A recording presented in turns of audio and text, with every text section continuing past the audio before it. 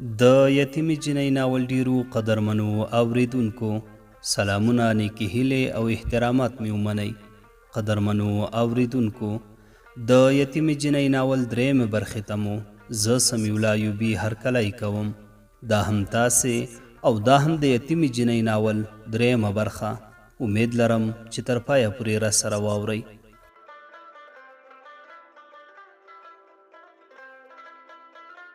هر کله به یې انځورونه راخیستل او ځان سره به یې د ویر ساندې وهلې.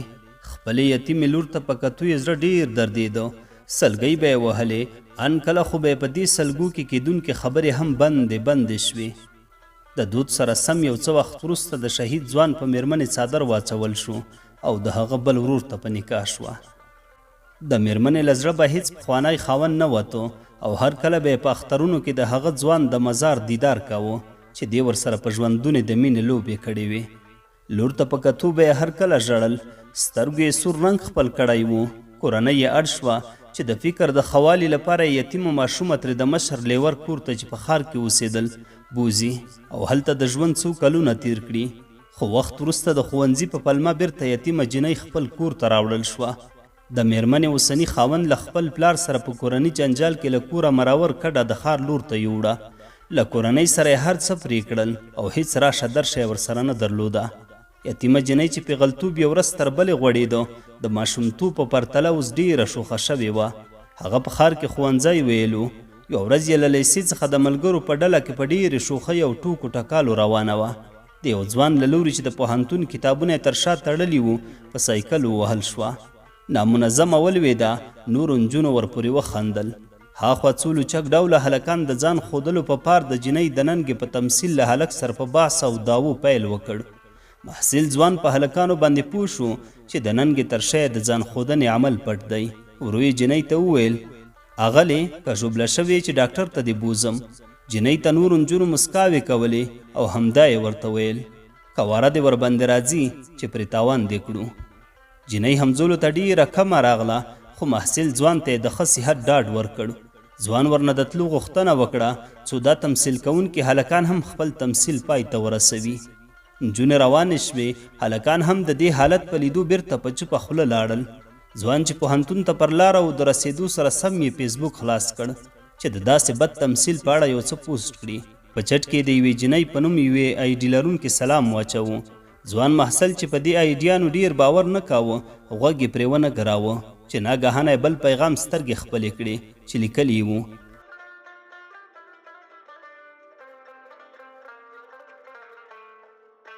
ښاغلیه، له هغه هلکانو سره مو څه وکړل؟ محصل ځوان ولیکل، کومو هلکانو سره؟ هغه چې زما د ننګې تمثیلونه یې کول. محصل ځوان ورته وویل، ښه، ته هغه ټپي شوې جینۍ یې؟ جینۍ ورته وویل، هو، ته را سره فیسبوک کې هم ملګري یې. ځوان ورته وویل، ښه، څنګه یاست؟ ژوبل شوي خو به ډېر نه یاست. جینۍ ورته وویل، ولې نه، ښه مې دې ژوبله کړې، هلته خو مې څه ونه ویل، خو د دې تاوان درنه غواړم، بل زه خپلو همزولو ته ډېره کمه راغلم. محصل ځوان مسکا وکړه چې تاوان؟ د انسان بدن خو تاوان نه لري، خو عذر یا تداوي لري. ستاسو خوښه چې تداوي مو وکړم او که عذر. یتیمه جینۍ هم مسکی شوه چې نه، ولې یې نه لري؟ کله چې ښه سور کړی چرګ وخوري، هغه د درد ځای ته ځي او خدای بیا هغه ځای رغوي. محصل ځوان ورته ویل، ښه، سمه ده، هر څه چې تاسې غواړئ حق مو دی، زه به یې درته درکړم، خو اوس زموږ درس پیلېږي. جینۍ ته نورې پوښتنې هم ولاړې شوې. ښه، د څه شي درس وایې؟ محصل ځوان ورته وویل، پوهنتون کې یم، لومړی کال مې دی. یتیمې پیغلې د شوخۍ مسکا وکړه چې ښه، اولکه یې؟ محصل ورته وویل، ته داسې شلم سیم کې؟ مکسه مې د ولیدله شکېدلو کتابونو د معلومېده چې له اول سیم نه وړاندې هغه سیم چې وي. هو، په یاد مې شو، چکر سیم. جینۍ وخندل، چکر سیم ته یادېږي؟ محصل ورته وویل، هو، ولې مې نه یادېږي؟ جینۍ ورته وویل، ښه درس، خو هیڅ ذهن نه لري، سیمپونه دې یادېږي اما د ماشومتوب خلک نه. ځوان ورته وویل، څنګه پوه نه شوم؟ جینۍ ورته وویل، څنګه نه، اول څوم نمره یې؟ محصل ځوان په ویاړ وویل، اول نمره. یتیم نجلۍ شوخه مسکا وکړه له آخر طرف نه. محصل ځوان زر غبرګون وښود، نه شکر اول طرف نه. جینۍ په کړس کړس وخندل. محصل ځوان خبره بدله کړه چې زموږ استاد راغی، ښه وخت، تر بیا مو په الله سپارم. یتیمې جینۍ محصل ځوان وپېژانده، خو هغه د چادري لاندې دغه پیغله هیڅ ونه پیژندله. وخت ناوخت به یتیمې جنۍ د محصل احوال اخیسته او کله کله خو به یې ترې د کور د غړو پوښتنې هم کولې چې محصل ځوان به په حیرانتیا سره د ښه والي ډاډ ورکړ. کله کله به محصل ترې وپوښتل که ځان راته راوپېژنئ خوښ به شم، ځکه زما به دا سودا له منځه یوسئ. خو یتیمې به هر کله ورته یوه خبره کوله چې دا ستا خپله ستونزه ده، ځکه خپل نږدې خپلوان او دوستان له فکره وباسې. ځوان هم کله له نجونو سره داسې خبرې نه وې کړې. د جنۍ په ناکراره او مایلو خبرو به ډیر نه پوهېده. کله به حیران شو، کله به یې نور ډیر څه ذهن ته راتلل. د محصل ځوان چې نږدې وخت کې ازموینې وې د نیټ له کارولو یې لنډ مهال لپاره لاس واخیست، خو په دې نه پوهېده چې په نوې میینه شوې پیغلې به څه تېرېږي.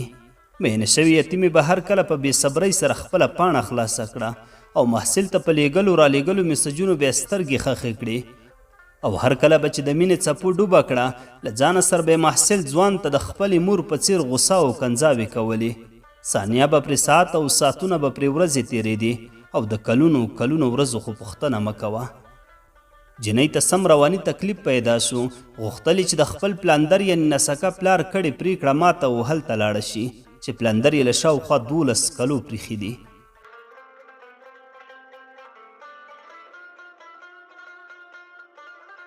یو شپه چې میسجونه کتل له ډېرې بېقرارۍ د لومړي ځل لپاره د محصل ځوان په نه شتون کې په لیکلې بڼه خپل د مینې ښکاره اظهار وکړ. ای زما د زړه تختونکیه، زما د زړه په ښکلي بڼ دې ولې د کابل په څیر انقلاب راګډ کړ. زما ټولې قیمتي غوښتنې دې په ډېرې اسانۍ وړیا ترلاسه کړې. د دې په لیکلو یې زړه په درزا پیل وکړ، خو غوښتلې چې د جدایۍ په لمبو کې نور هم سخت ژوند ښکاره کړي، نو په ډېر جرأت یې ولیکل چې د سترګو تور مې نه وې، په سپینو باندې د مینې لیدل خو څه چې غړېدل هم نه کیږي، ځکه خو مې د سترګو تور او د زړه قرار په نه شتون هېڅ څه نه تر سترګو کیږي. د لږ وخت وروسته یتیمې جنۍ د هغه په یاد تبې ونیوله او سخته ناروغه شوه. هیڅ کوم دوا او دعا پرې اثر نه کاوه. ساعت په ساعت به یې رنګ د درد انځورونو بې اوره سوځوله. یوه ورځ یې کانول په لاس موبایل راواخیست او چټ کې ولیکل: ای بې پروا، د خپل ژوند په جوړ شوي کتاب کې مې ستا د اوسېدلو توري له ډېره وړاندې ځای پر ځای کړي. په جل وهلې تنده مې ستا د مینې څښلو ته خپل لاسونه کچکول کړي او له ربه د وصال غواړم. شوخ ژوند د یتیمې جنۍ په سوچونو او خیالونو بدل شو. هره ورځ به ډاکټر ته د ستنې کولو لپاره تلله. یو ورځ په پاکټ کې پیچکارۍ په لاس په همغه لار ډاکټر ته روانه وه چې ناګهانه یې په همغه سایکل سترګې ولګېدې. نیغه ودرېده، سترګې یې پرې خښې کړې، ګوري چې همغه محصل ځوان زنګېدلی او په ډېرې پریشانۍ د سایکل پایډل وهي. د هغه په لیدو یې بدن بېواکه او زړه یې د خوښۍ ټوپونه شروع کړل. د نږدې کېدو سره سم یې په قصدي ډول د بایسکل مخې ته ورمنډه کړه. د ځوان په پام کېدو پورې یتیمه جنۍ له سایکل سره ولګېده. محصل ځوان چې ازموینه هم خواشینی کړی و لا پسې ورخطا شو. په تکراري ډول یې له هغه د ښه والي پوښتنه کوله. جنۍ په ډېر ناز او مینهناکې غوسې د ژوبلېدو خبره وکړه. محصل ته غږ همغه پخوانی ښکاره شو. د ځوان دې پوښتنې سره چې آیا ډاکټر ته دې بوزم؟ جنۍ په غوسه وویل: هو، ما ډاکټر ته بوزه، زه هیڅ ښه نه یم. څه د پلار دښمني دې راسره ده چې دا دوهم ځل دې په سایکل ووهلم؟ ځوان خپل سپورتي سایکل له غوږه نیولی د نجلۍ سره په پښو د ډاکټر په لور روان شو. هغه پوهېده چې جنۍ دومره نه ده ژوبله، خو کیدای شي بل څه به ویل غواړي. د ډاکټر دکان ته په نږدې کېدو سره محصل ځوان جنۍ ته په مسکا وویل: پوهېږم چې دومره نه یې ژوبله شوې، که هر څه ویل غواړې ووایه، زه ځم چې ازموینه مې ناوخته کېږي. زما د آخري 2 ازموینې پاتې دي. جنۍ چې زړه یې بې پروا ګیلې کولې، نه یې غوښتل چې د خپلې خپلوۍ له اړیکې یې خبر کړي. مخ پټ یې ورته د درملتون مخکې دا څو ټکي له خولې ووتل: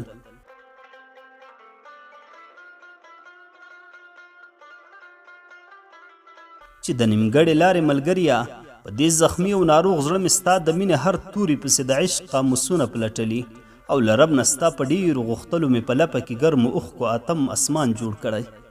د پوهنتوني زویه، ستا د یو نظر په اشاره مې ځان ته ځان نه ویل، خو ته مار د لستوڼي او یا هغه غل وې چې له کوره ان د لمانځه جاینماز باندې هم سرپه نه کوي. د جنۍ له خبرو داسې معلومېده چې د هغه په زړه کې پیغلتوب او مینتوب لاسونه یو کړي او غواړي چې له دې محصل ځوانه د تیر درد غچ واخلي.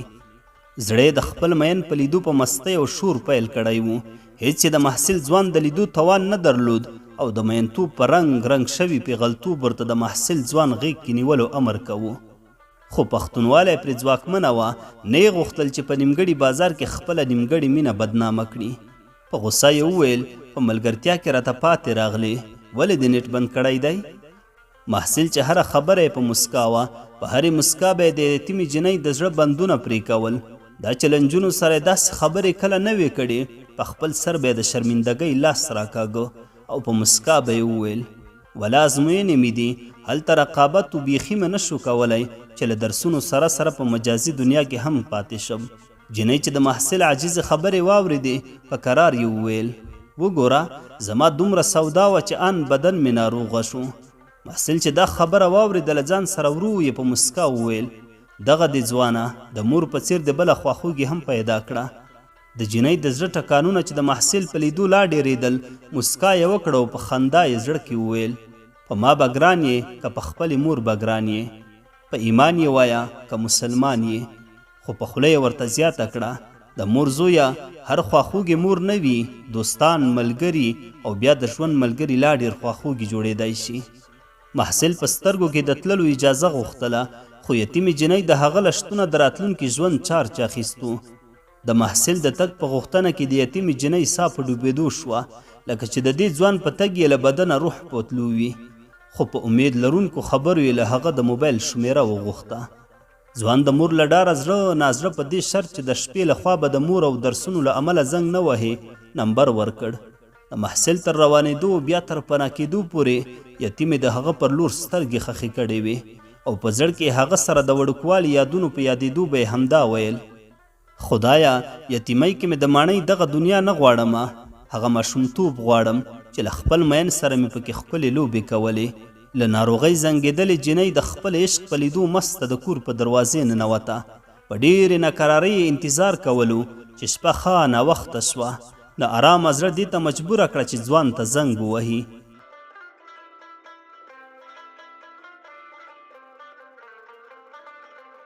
د څو زنګ تللو وروسته یې موبایل وکېښو. سلام یې وکړ. جنۍ غاړه تازه کړه خو ځواب یې ورنه کړ. ځوان بیا غږ وکړ سلام علیکم. جنۍ د محصل ځوان غږ په اورېدو ډېره وارخطا شوه. ټول بدن یې په رپېدو شو، زر یې د خپل پیغلتوب شوخۍ ته پام شو. په بیړه یې وویل له ټولو رحمتونو سره علیکم. د مولوي صاحب زویه څنګه یې؟ محصل وخندل مننه ښه یم، تاسې؟ د جنۍ په بدن کې د مینې لیونی احساس او پښتني حیا د یو بل پرځولو هڅې کولې. فکر کې بېلابېلو خبرو د بېلابېلو فکرونو طرحې غځولې، خو د دې لپاره چې محصل ځوان ته کمزورې معلومه نه شي په خبرو یې پیل وکړ. په سایکل او زړه زخمي شوې یتیمه جنۍ. ځوان ورته ویل ښه خو تا ته ما ویلي وو چې زه د شپې درسونه وایم. جنۍ چې مینې تر جنونه رسولې وه مړې خولې پرې راماتې شوې، لاسونه بې حرکته شول. په ارام غږ یې وویل هو خو غوښتل مې چې د ازموینې په اړه درنه وپوښتم چې پارچه مو څنګه وه؟ ځوان ورته وویل ښه وه خو ستا له لاسه لږه ناوخته شوه. جنۍ ورته وویل هو که نه، ته چې په سایکل کښېنې کله درته موږ غوندې واړه خلک ښکاري، ته به وایې که په کامیر تیاره کې ناست یې. ځوان وخندل ورته ویې ویل د لیونۍ لورې خلک قرآن وهي ته الف بیتې ووهلې. جنۍ هم مسکا وکړه هو که نه پوخ پتیره، ځکه خو سپاره په لاس ستا پسې خوښي یم. ځوان ورته وویل ښه نو زه اوس درس وایم، ازموینه مې هم ښه وه، کور دې ودان مننه. د جنۍ دې پارسي سندرې چې بې تو یخې بسته و پرده است مگر خانه من یار نزدانه من. د ځوان فکر خپل کړ. زرې د چاپېریال بدلون لپاره ترې د کورنۍ د غړو پوښتنې وکړې. کورنۍ مو څنګه ده؟ مور پلار خویندې ورونه؟ جنۍ د پلار په نوم زړه راډک شو. اوږده ساه یې واخیسته او د هغې د ښه والي ډاډ یې ورکړ. بېرته جنۍ هم ترې پوښتنې پیل کړې څنګه ده ستاسې کورنۍ؟ مورجانه پلارجان خویندې؟ ځوان ورته وویل شکر دی ټول رک روغ دي. جنۍ ورته وویل او ورونه خو هسې هم نه لرې؟ محصل ځوان وخندل چې ته څه پوهېږې؟ جنۍ هم په خندا کې محصل ځوان بدرګه کړ چې بس پوهه شوم نو. ځوان ورته وویل هسې ډېره هوښیاره راته ښکاري. جنۍ په کړس وخندل هوښیاري کې خو مې شک نشته. رښتیا اوس هم په لوبیا پسې سر ورکوې؟ د محصل خوله نوره هم په مسکا کې وتښتېده. ښه نو ښه خو دې مطالعه کړی یم. جینۍ ورته وویل هو که نه، خلک خو داسې نه کوي چې څوک ورته غټ پټ زړه ورکړي او هغه بیا بې خبره نیټ بند او احوال هم نه ورکوي. ځوان ورته وویل ښه نو ګپ خوږ دی، خو زه درس وایم چې آخري ازموینې ته تیاری ونیسم، بیا به خبرې وکړو، سمه ده؟ جینۍ ورته وویل سمه ده، مننه، خو په اردو خو هسې هم پوهېږې که نه؟ ځوان ورته وویل ښه له دې هم خبره یې؟ جینۍ ورته وویل هو نو دا واوره بیا ځه. ځوان ورته وویل څه واورم؟ جینۍ ورته وویل دا دې اوس یې درته چلانوم.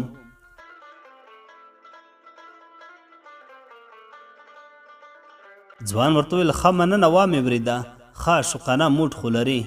جینۍ وخندل هو که نه، غله دې خدای اصلاح کړي، خلک مالونه پټوي خو دا غله په زړونو پسې خلک په سایکلو وهي. محصل وخندل ورسېدم، مننه، نور به درس ووایم.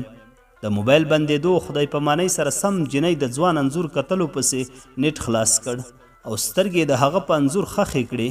د زړه سره په جرګه په انځور د خپل زړه پر هرونه ټکورول او د سترګو په لیکه د ځیګر په غوړېدلي ټغر د دې انځور د نقاشۍ هڅې کولې. د سترګو اړیکې د فکر په پرتله له زړه سره اوس ډېرې ټینګې شوې وې، ځکه هر ځل به انځور ته په کتو د فکر پر ځای د زړه خبرې ډېرې په خوله راتلې.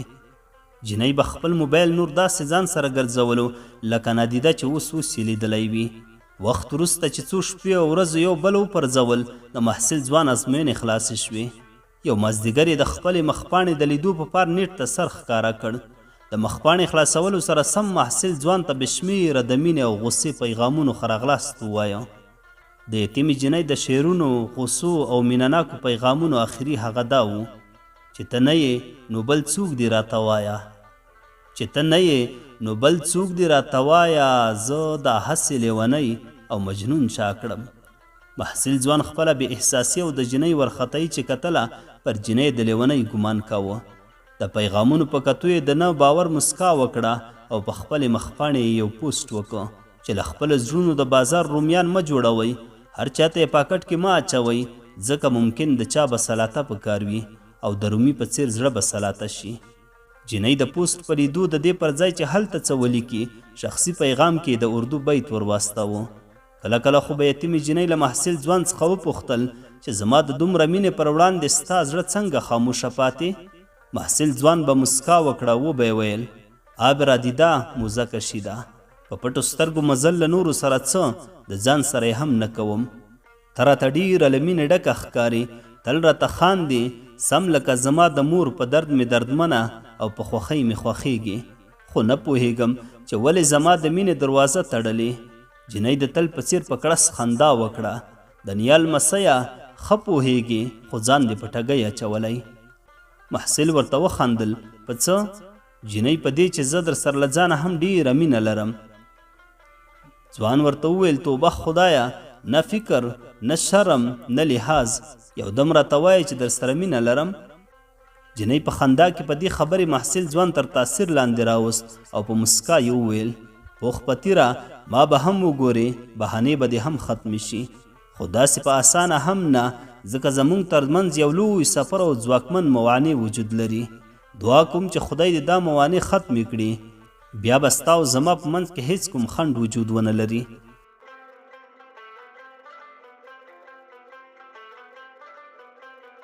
محصل ځوان حق حیران شو او په ډوب فکر کې د دې موانع د ښودلو غوښتنه یې وکړه، خو جینۍ د خپلې نازکې مینې په باریکو تارونو وویرېده چې هسې نه د دې خبرې د اورېدو برداشت ونه لري او د دې تار د غوڅېدو باعث ونه ګرځي.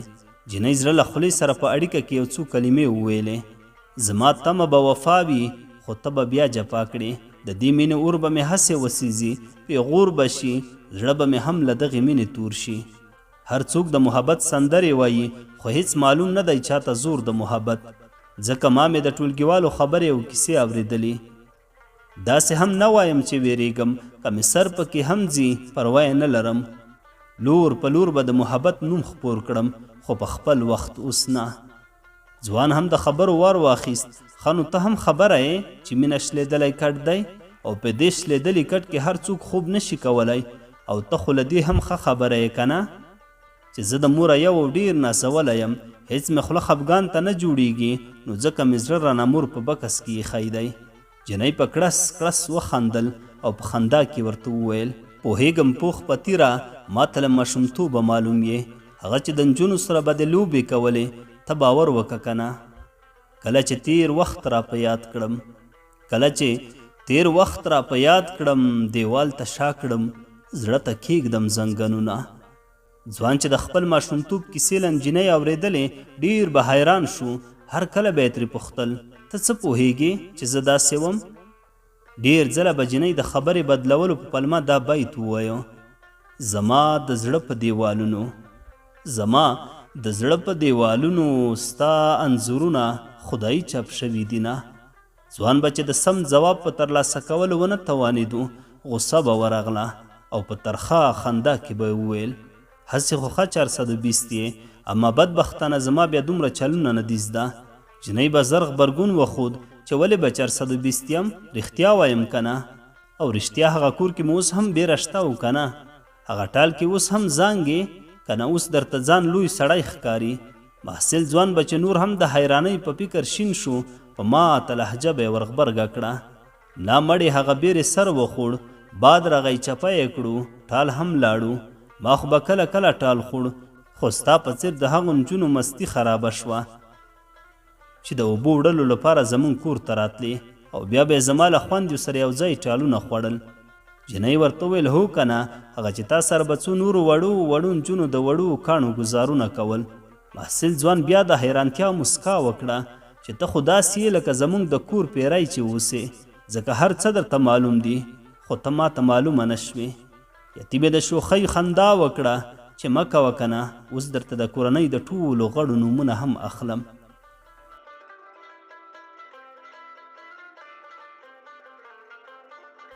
د یتیمې جنۍ ناول ډیرو قدرمنو اوریدونکو دا وه د ناول درېیمه برخه تر بلې برخې پورې مو په لوی څښتن تعالی سپارم ښاد و آباد اوسئ